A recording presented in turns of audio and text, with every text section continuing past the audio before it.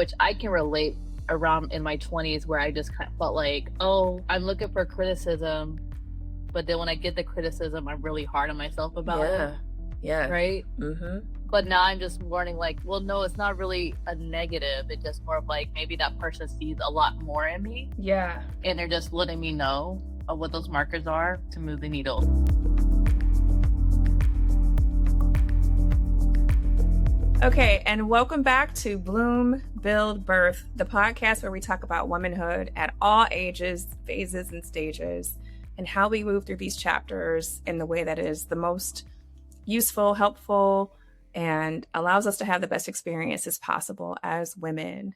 Today, I am thrilled to be joined by a woman who does more than leadership. She creates spaces for leadership, which I think is really powerful. The theme and focus of this episode is really talking about building what doesn't exist and how difficult that is, but how necessary it is, and basically how to do it. Today, I am sitting down with Safia Porter, and she is an ecosystem builder, a visionary leader, and an identity shifter. As the executive director of Building Our Tech, I was extremely excited and able to work with her as one of the participants in the Tech Accelerator cohort this year.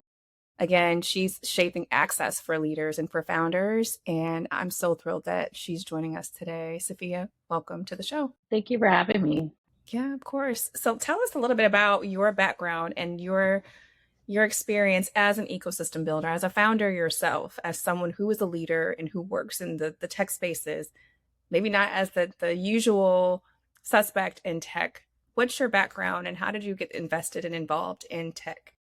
So I really see myself as like a non-technical role in this space. But what I think is so important is being able to take all of my past experiences up until this point. I started off in digital marketing a few years ago.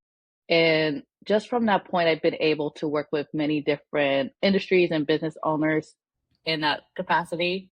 I work with people who are in restaurants, interior designers, real estate, the whole nine. And I really got to learn more about the marketing aspect. And that's something I really want to do in the beginning. But then I realized a lot of business owners didn't have a lot of business strategy, or like, how can they really scale their business to go further? Now, going a bit further back in my past, I grew up in a area where STEM wasn't really accessible to a lot of kids, such as myself. And I really wanted to change that narrative as I go into now, because I know that there's a lot of adults like me who have went through public school system who didn't have those opportunities, or there were just barriers to learn something different outside the norm in their community. And I want to more so bring them back out, like, hey, there's still that chance for you to learn what you want to learn, or get the job that you really want to do, or start the business that you have always dreamed of as a child. Yeah. So you saw a gap. You saw that there was like a gap in access maybe to technology. Yes. Yeah. Yep. And how do you feel that impacts, Orlando and this kind of microcosm that we're in, but more on the macro too? What do you see happens when those gaps exist and are allowed to exist? I think unfortunately it's just like a continuance of this circle for people, honestly, where it happens in any community, to be quite honest, where it's like, I really need to get out of, maybe they consider it wherever their living circumstance is. Yeah. But it's difficult because they might be the ones who are the main caretakers in their homes, or they have to help their parents, their grandparents out. There really wasn't that other option of like doing something else for yourself. Yeah.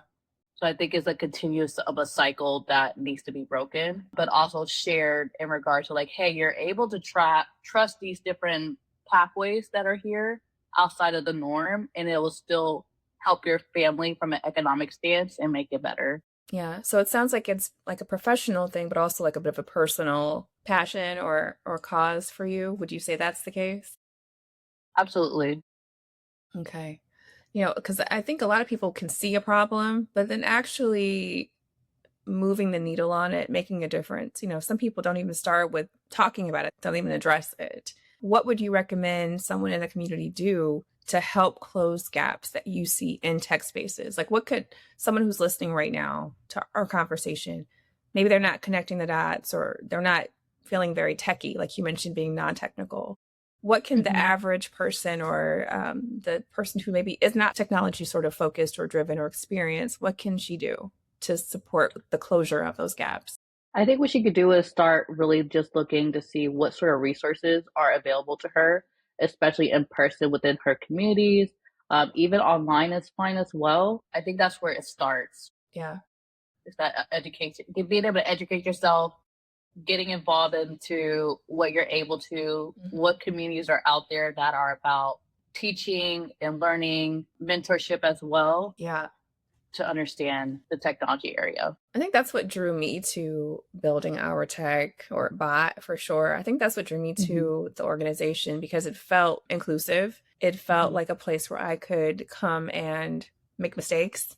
Like when I got into the accelerator, I didn't feel like I had to show up perfect and polished. I talk about that a lot. Like, having to show up, especially as a woman, especially as a woman of color, especially as a Black woman, right? You often feel like you have to show up perfect in order to be able to be listened to or be considered an expert. Even if you are already, even if you have the letters and the experience, you still have to feel like this, like you got to get it all right. You got to nail it. But I didn't feel like that at all.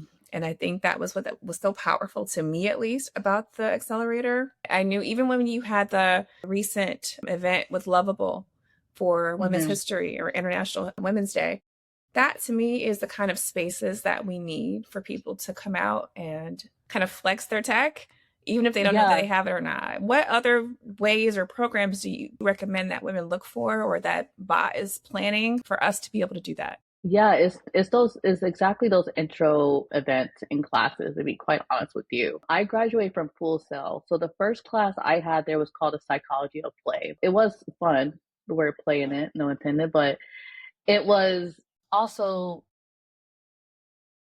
trying to have you remember, as we're adults, we still have that inner child in ourselves. And we should be empowered to learn new things in a sandbox mode. Yes. And so that's the strategy I brought here with Bot. As we're creating these one-on-one workshop events, our programming, I'm always stressing to my team, like, let's make sure that this is beginner friendly. Yeah. Because we are working with a community, or an underserved community as well. To your point earlier, that they have never had exposure to any of this stuff. Yeah. And it could be very daunting and very scary when you just see these big words like machine learning and data science, and you think like, oh, well, I should have went to school to even understand what's going on. But the reality is like, no, as long as you're able to teach these lessons and, again, have them at a surface level for people to really grasp and get into, that is what helps bring more people to get involved and go to the next if they like. Yeah, I think that's so true. And I think I often talk about behavior is contagious, for better or worse, right? Whether it's good behavior or not, it's contagious. And I think that the more that, like, even from my own personal experience, like I got to see so much with Bot, and now I share, where I'm like, hey, this is happening, or this event's coming up. And so I'm telling my community more, about things that you all are doing. And then I feel like the more that I do that, the more people who will come, and it sort of begins to maybe seed itself, Right.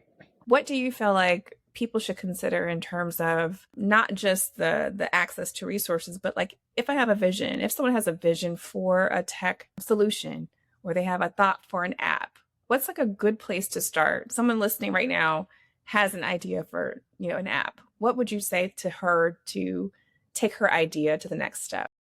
I would first do more of like a case study, or getting take of, I don't want other people's thoughts, but not that you're looking for new ideas, but you're more so like, it's like a very, very soft pitch. Okay, just very borderline, nothing too crazy to be afraid of to say, but like, going up to someone who might be in that space or just maybe a friend. Yeah. And be like, hey, I have this idea. It is XYZ, and it helps with providing a solution to this problem. What is your first thoughts about it? Kind of a gut feeling on it. Yeah. And it could be like, yeah, like depending on the feedback, like, yeah, that's something that is definitely needed, or maybe not so much, but just you're just getting again that intake of like, is this really a problem? Yeah. So validating it. Yeah, I think that makes sense, because it's not easy to take something from a concept or like a little kernel of an idea to a bigger one. Is there any, like, I know you said, to validate it and sort of like do a bit of a test in your inner circle, but let's say I have an idea, but I'm not quite ready to share. Is there anything that you think that, sort of that switch point between having an idea and the sharing of it? Is there sort of like a green light that you recognize in yourself, even as a founder, where you're like, okay, this is ready for sharing. This is more than just a passing shower thought. I want to actually explore this more. I think it goes to you just understanding what's called the core functionality of your idea. So you might have what's the tagline or what's it about, but then you're able to write down on paper, like, this is the A to Z of it. And I think once you have that narrowed down, I think it'll be easier to be ready to share it. Yeah, core functionality is key. That's something that we talked about a lot those first weeks of the accelerator. And man, when you do that exercise of core functionality, it really is very, I don't know, solidifying. It helps you really crystallize and bring your ideas into closer to creating the thing as opposed to just having the thought. I love that. And I think that that's applicable to a lot of things. I think if you took a core functionality approach to a lot of aspects of life, I think it would be very helpful. We talked about access to infrastructure and to technology and kind of getting access, period, into the world of tech. We talk about buzzwords and we talk about everything, especially in these times where we live in a time when I know we had to do a branding change with building our tech. All things, have kind of shifted. How do we still prioritize access for people who may not have ever had it and may not typically have it, while still dealing with like the current state of, the world and of the nation, really? Yeah. I know for an organization and just for myself as an individual, I actually just go in and show up in the spaces that they're in. Yeah. To let them know that I'm a resource to them. Yeah. Yep. That's how I do it. Yeah. Do you think that founders are, in the world of AI, is there anything that you think that founders can be doing differently today because of AI or leaning on AI more? What are some things that you would recommend that founders today maybe would do differently than they would do 5 years ago, or even, a year ago, because of the kind of the changing tide and the pace at which everything is changing? I would say continue to practice critical thinking before turning to AI. Yeah. Like, I have a notebook and a pen all the time, and I first like to like brainstorm, write out, what it is that I'm thinking of first. Yeah.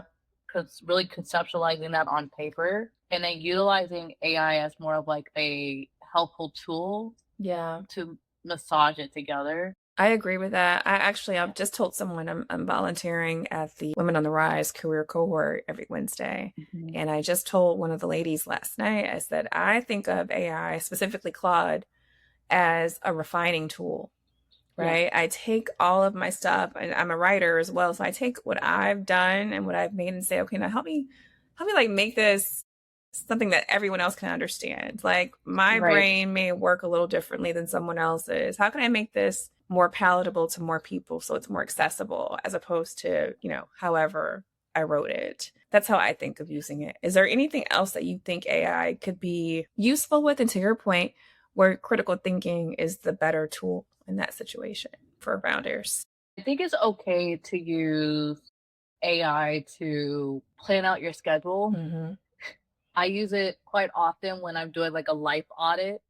Yeah. With a lot of things going on. So like for me with my job with Bot, and then I'm also building my own app platform, and then I have a family. Yeah.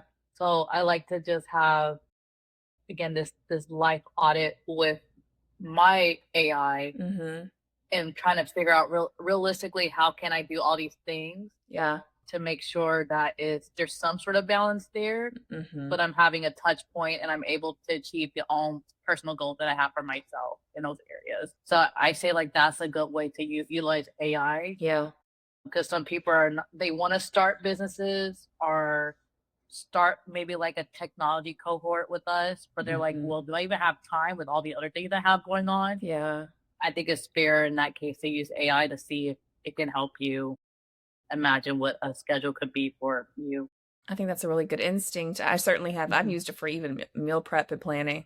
Like help me with my, if I'm doing meal prep that week and here's what I got for groceries, right. Give me some ideas. I think for like the life skills, the life planning, almost like what you would ask a personal assistant if you could be so blessed to have one. Here's what I need you to do for me. I love that idea. When you talk about leadership, which is what you really are focusing on, like I feel like you as a leader of Bot and Bot as a whole, I feel like what you all do is create an ecosystem where leaders and founders can sort of thrive, right? When it comes to some behavior, what are some behaviors that you see in founders or teams that help with leadership? Are there any trends or behavioral markers that you picked up on? For those that I would identify as leaders, or for people who are successfully leading their teams or leading their projects or their startups? Yeah, the characteristics that I see is a few things. One is just like the eagerness to be willing to learn, understanding, you may not win in the beginning. There might be some failure aspects, but being able to rise above those to continue going. They're not afraid of feedback and criticism. I think just overall, they just want to do better. They want to be a better version of themselves. In regards to the feeling in the beginning, I know they can feel scared, unsure, worried of what that looks like. But because of what I mentioned before, I see some great leadership and things burst out from there. I can tell you, I don't think that 28-year-old Nikki would have been a great participant. I don't. I think that time and experience and like growth made me positioned to be a better listener, a better learner, a better collaborator today than I was 20 years ago, for sure. So I would say to anyone who's listening, really consider what you just said, Safia, as far as like being willing to learn. I think being willing to fail. And I know that as women, we don't always get that luxury. It's a luxury to be able to try and fail, right? Because for so often, for so many of us, that means you're out of a job, right? If you don't do well, if you don't perform, if the project, sucks, you're out of a job. And so it can be, I think, a challenge to make that shift into a more nimble spirit, a more nimble brain, because in so much of our lives, with our families, with our careers, we have to be on it. We have to be very exacting and sure. How do you think someone can kind of make that mental shift into being more collaborative or more willing to learn or be vulnerable? Because it's a vulnerability is what it is to show up that way. Yeah, and it doesn't happen overnight. But it goes back to what you're saying about the vulnerability, to be quite honest. That mindset is being willing to allow for that feeling to happen and really to sit with it and understand it for you to want to do more better for yourself. Yeah. And that's the behavior. So like I typically talk about the behavior and the baseline. In terms of a baseline for a builder or a leader in the tech space, are there any things that you think you should really see like on a baseline level and be able to present, like we just talked about, kind of having that vulnerability or that spirit of like willing to try? Is there anything else that you think as a baseline to start a business, to come work with Bot? What should someone kind of have at that baseline level? The baseline level is really just, again, that willingness to want to learn. Yeah. Wanting to listen, and they're open-minded. Yeah. Because it's interesting how you said you went to your 28-year-old self, which I can relate around in my 20s where I just kind of felt like, oh, I'm looking for criticism, but then when I get the criticism, I'm really hard on myself about it, Yeah. right? Mm-hmm. But now I'm just learning like, well, no, it's not really a negative. It's just more of like maybe that person sees a lot more in me. Yeah. And they're just letting me know of what those markers are to move the needle. So that's what we look for at the baseline. Yeah. Yeah. I think the difference is at 28, I felt like the mistake or the failure, the shortcoming was me. Right? And now, being older, a little bit wiser, I know that happened. I did that, or I was involved in that, or whatever. But it's not me. It's not Right. It's not who I am as a person, and so I don't take it personally because it's not about me as a person. You're right. I agree. Yeah. So how has working? Because how long have you been? No, Bot's been around for 10 years. It's the 10-year anniversary, right? Yes, 10 years. Okay, 10 years of Bot. How long have you been with Building Our Tech? So I've been with the organization in my current role as executive director now for about 2.5 years. But I was first a member back in like 2018, actually. Okay. So I would come up to a couple of meetings every now and then. Yeah. And that's how I got started. But to be quite honest, the founders, I know them since Full Sail. So back in 2016 when I had graduated, we've been friends ever since. Yeah. How would you say working in this space, especially as a self-described non-tech person, how would you say working in this space has shifted you or changed you in any way? Yeah, well, because the great thing about my role, right, I get to step in and watch everything that's happening. Yes. It also helped me to overcome some of my own fears or whatever learning anxieties I was having at that time about stuff and realize like, oh, well, this is actually can be easy if, just the way that everything is being taught out and put together that it's not that intimidating. But luckily still, although I've been more on the non-technical side in roles, I've always still had a interest in technology, just from maybe from hobbies or trying to be an early adapter as a millennial. Yeah.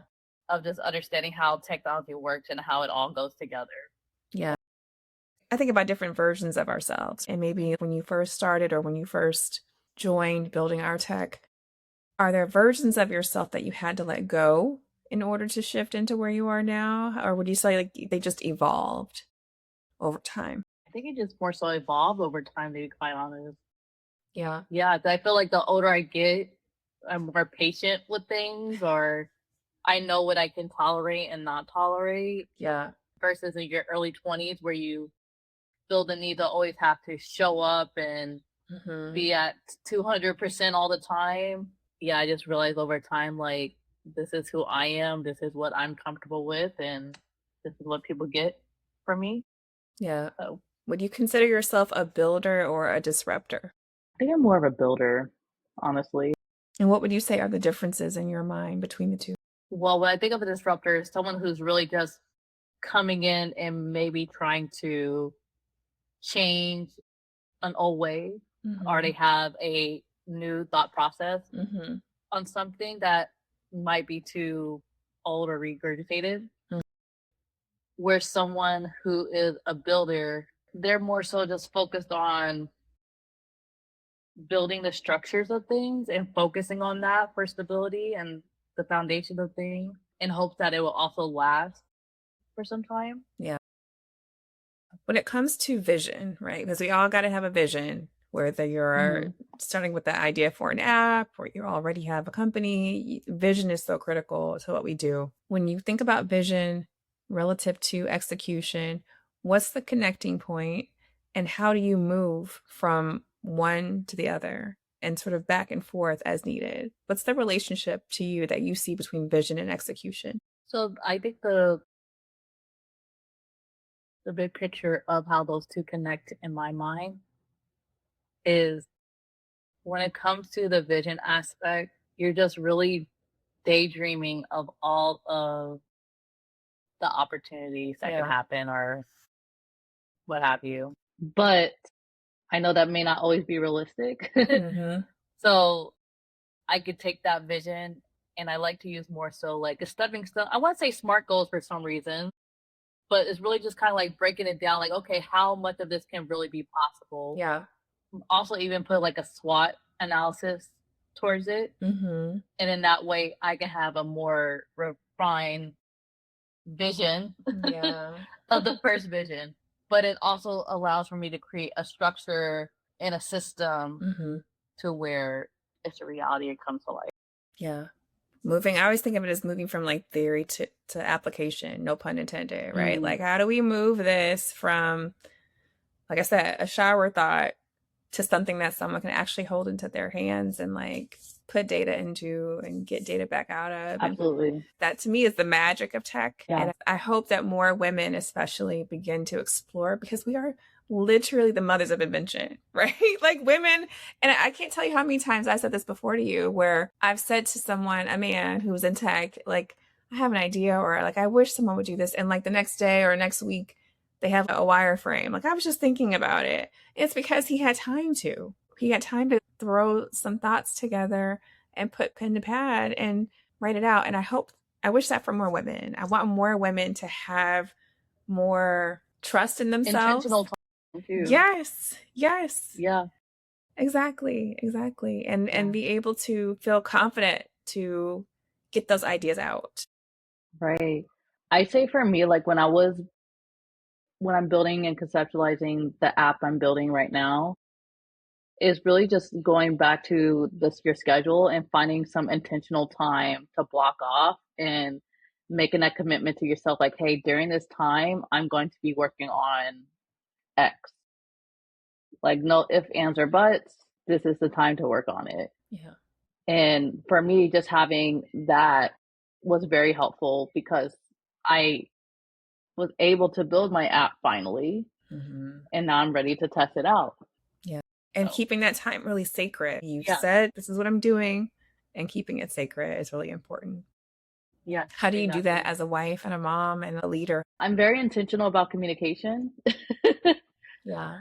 So with my husband, I tell him like, hey, this is what I want to do. This is what I want to achieve. I'm going to do it during this time. Let's make it work. With Bot, I have great managers and they're very supportive. And, making sure like outside of Bot that you're able to do what you're wanting to do. Yeah. So if I need intentional time there, I'm able to take it. So, but yeah, it just goes back to communicating what you want. Yeah. And being firm on it. For anyone listening to this right now who knows I want to build something. I have an idea. I'm not meant to do what I'm doing right now. I'm meant to do that.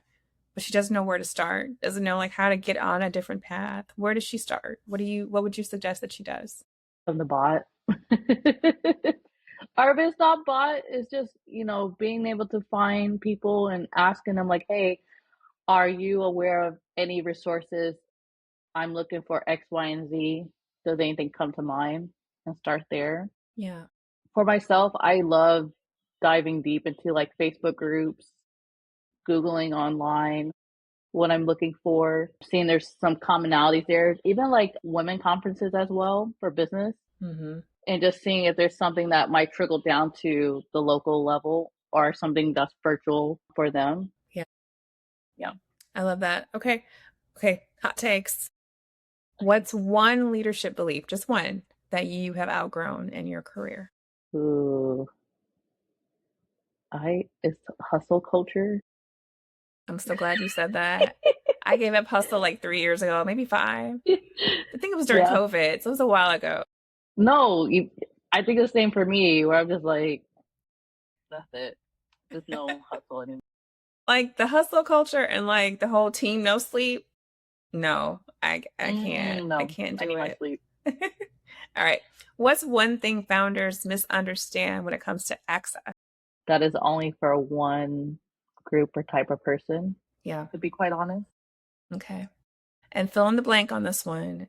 To build something really meaningful, You must be willing to fail.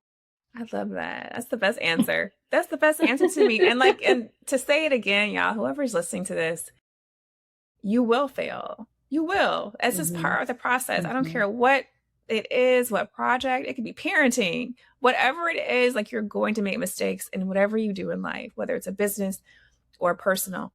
But the key is to learn from it and keep going.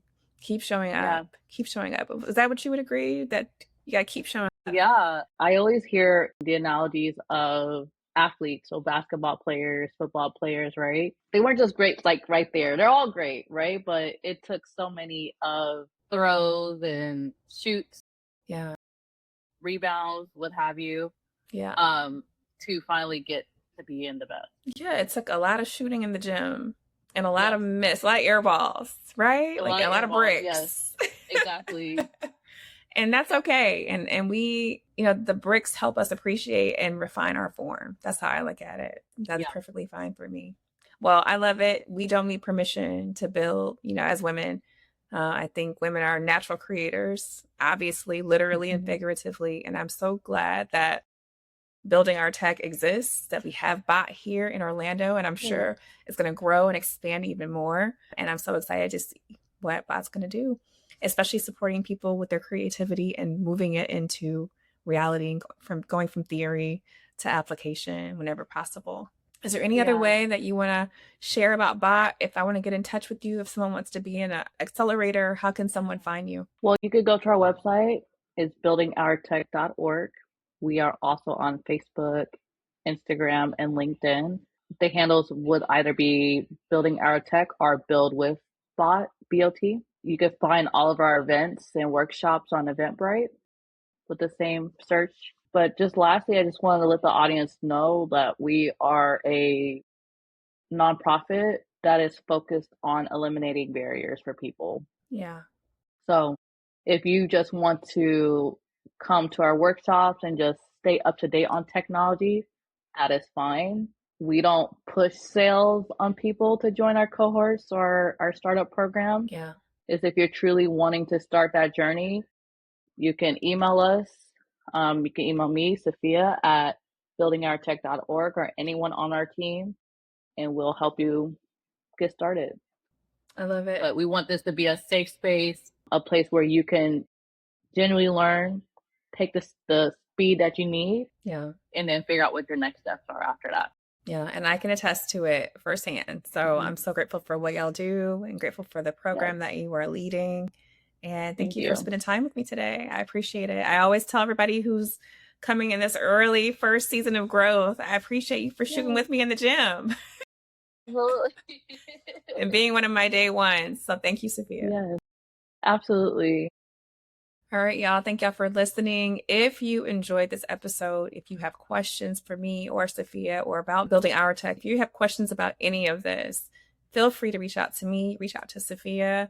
You can also share with me what else you want to hear on the show. What do you want us to talk about? What do you want us to learn about together? Because this is a process for all of us. So feel free to email me, Nikki@herhivecollective.com. I take all feedback. Time.